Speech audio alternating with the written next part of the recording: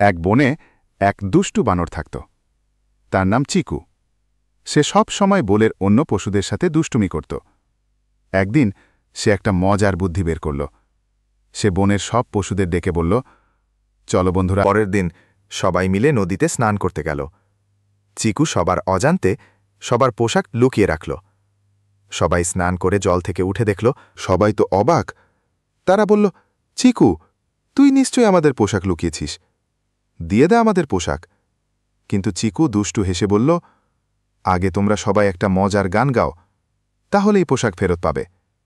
সবাই মিলে একটা মজার গান গাইল, আর চিকুও তাদের পোশাক ফেরত দিয়ে দিল। সবাই পোশাক পরে খুব খুশি হল। আর চিকুর দুষ্টুমি তারপরে চিকু তাদের কাছে ক্ষমা চাইল আর বলল সে আর কখনো এমন দুষ্টুমি করবে না। সবাই চিকুকে মাফ করে দিল।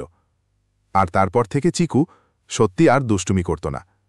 সে বনের সবার সাথে মিলেমিশে থাকত আর সবাই তাকে খুব ভালোবাসত। এটাই হলো গল্পের মূল কথা।